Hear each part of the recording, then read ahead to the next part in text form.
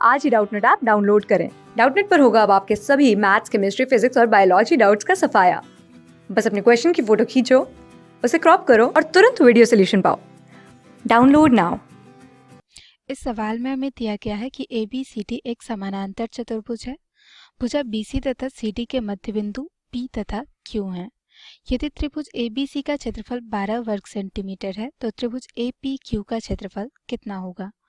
तो हम एक काम करते हैं, इसे हम ड्रॉ करके देख लेते हैं। ठीक है, ये हमारा समानांतर चतुर्भुज हो गया ABCD।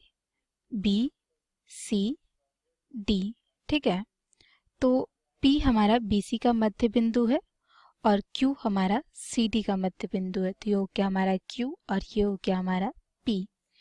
हमने इसे मिला दिया PQ को। ठीक है, ये हमारा हो गया PQ और हमें दिया गया है कि ABC का क्षेत्रफल 12 वर्ग सेंटीमीटर है, यानी कि ABC। तो ये इस त्रिभुज का क्षेत्रफल हो गया हमारा 12 वर्ग सेंटीमीटर।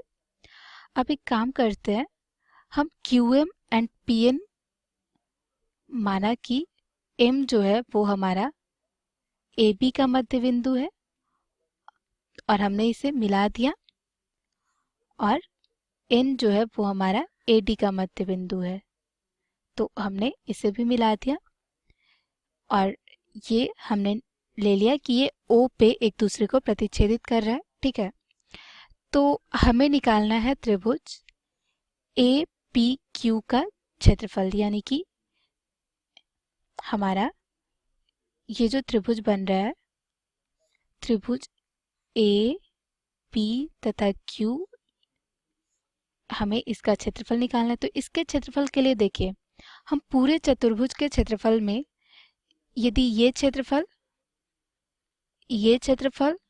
तथा ये क्षेत्रफल हटा दें तो हमारा बीच का त्रिभुज APQ का क्षेत्रफल आ जाएगा। ठीक है, तो इसके लिए पहले हम इन तीनों त्रिभुजों का क्षेत्रफल निकाल लेते हैं। तो देखिए, हमारा ABC त्रिभुज का क्षेत्रफल दे रखा है 12 वर्ग सेंटीमीटर, तो यानी कि हमारा समानांतर चतुर्भुज ABCD का क्षेत्रफल हो जाएगा हमारा 2 गुने 12 यानी कि 24 वर्ग सेंटीमीटर। ठीक है, अब निकाल लेते हैं त्रिभुज PQC का क्षेत्रफल। तो त्रिभुज PQC का क्षेत्रफल हमारा आ जाएगा, ये देखिए, हमारा चतुर्भुज POQC का क्षेत्रफल पूरे चतुर्भुज का 1/4 भाग होगा। ठीक है, और PQ उसका विकर्ण है, तो यानी कि चतुर्भुज के आधा हो गया हमारा त्रिभुज PQC का क्षेत्रफल। तो ये हो गया हमारा 1/2 गुने चतुर्भुज POQC का क्षेत्रफल, जो कि हमारा 1/4 गुने पूरे बड़े वाले समानांतर चतुर्भुज का क्षेत्रफल है। ठीक है, तो ये हो गया हमारा 24। तो यहाँ से हमारा आ गया त्रिभुज PQC का क्षेत्रफल बराबर 3 वर्ग सेंटीमीटर।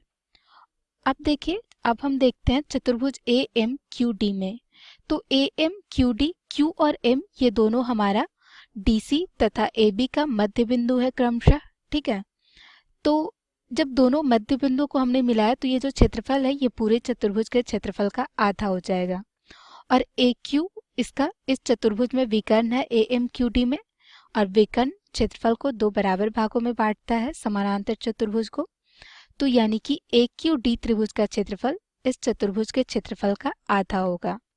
तो यानी कि हमारा त्रिभुज AQD का क्षेत्रफल आ गया 1/2 गुने चतुर्भुज AMQD का क्षेत्रफल, और AMQD का क्षेत्रफल हो जाएगा हमारा 1/2 ऑफ पूरे चतुर्भुज का ABCD का क्षेत्रफल, जो कि हमारा 24 है। तो यहाँ से ये हमारा आ गया 6 वर्ग सेंटीमीटर। ठीक है, उसी तरह से अब हम त्रिभुज ABP का क्षेत्रफल निकाल लेंगे।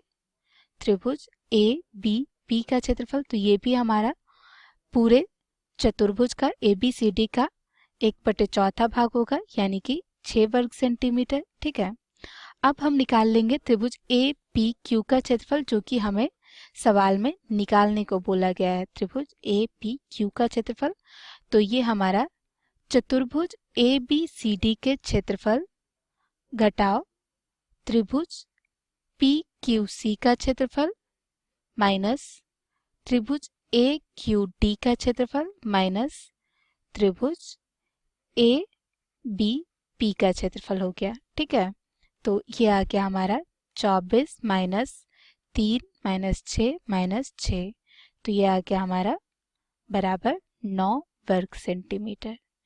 ये देखिए, ये हमारा ऑप्शन सी में है, तो हमारा आंसर हो गया सी।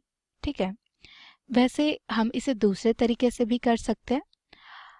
हमारा जब इस तरह से सिचुएशन हो कि P और Q ये दोनों हमारा दो कंटिन्यूअस जो भुजाएं हैं उसका मध्य बिंदु हो, तो हमारा त्रिभुज ए पी क्यू का क्षेत्रफल तथा चतुर्भुज ए बी सी डी का क्षेत्रफल का अनुपात होता है हमारा 3:8।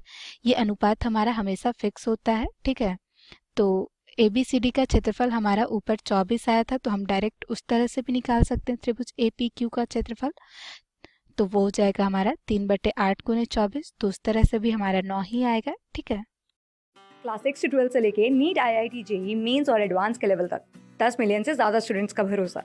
आज ही डाउनलोड करें डाउटनेट ऐप या व्हाट्सएप कीजिए अपने डाउट्स 8400 400 400 पर।